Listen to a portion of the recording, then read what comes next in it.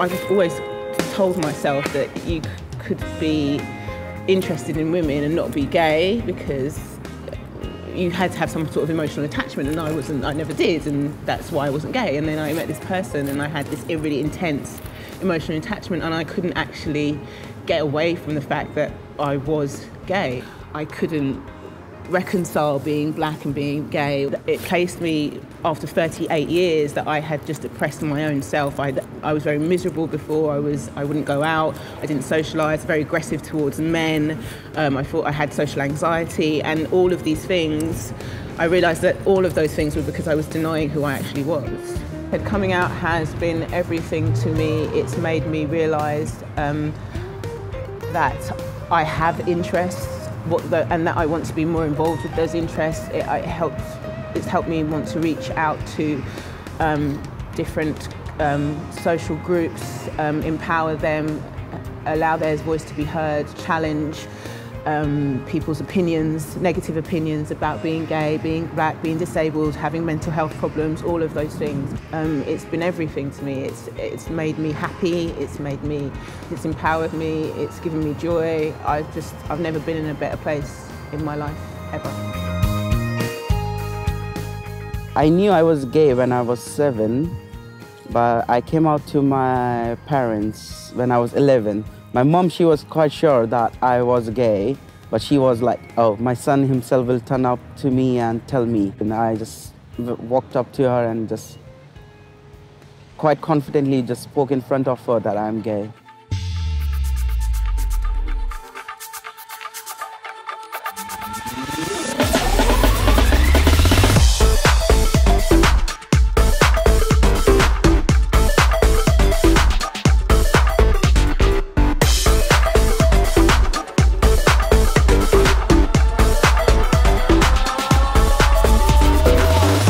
My mom, she was a dancer. She was a belly dancer. She used to travel around Kuwait, Egypt, Dubai for her belly dancing. So I think I just got a small drop of blood into my body. When I came back to this country after my mom, she passed away, and I was in a quite hard position at that time, like not a proper mindset. One of my mates, he just took me to one of the Asian club night.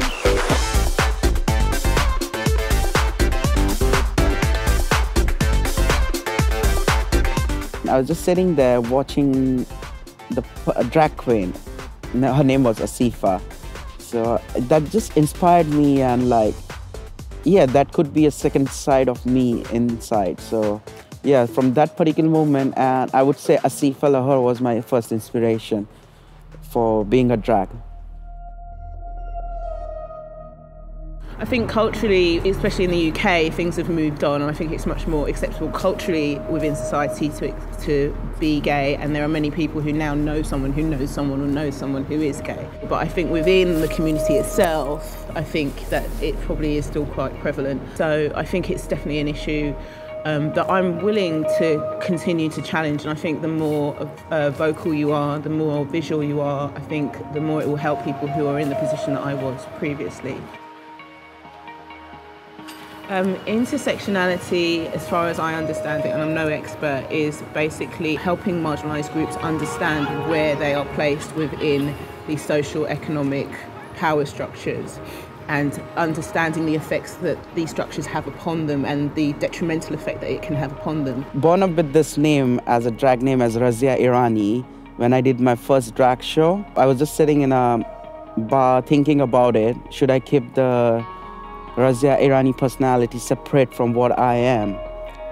But an instant came across me where I saw that there should not be a difference, and if I am clear about my motive, what I want to bring it out, my dreams to say people that LGBT is not a separate group. Even at workplace, people know me by both the names, as Reyes and as Razia. So I don't think it's been a separate identity for me.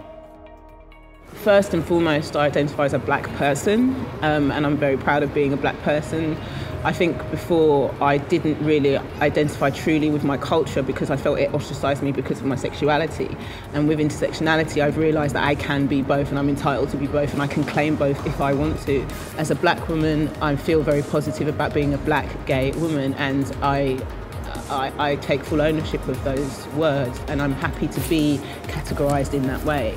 But if someone was to put them in a negative context, I would challenge that in a positive context, because for me it's a positive thing.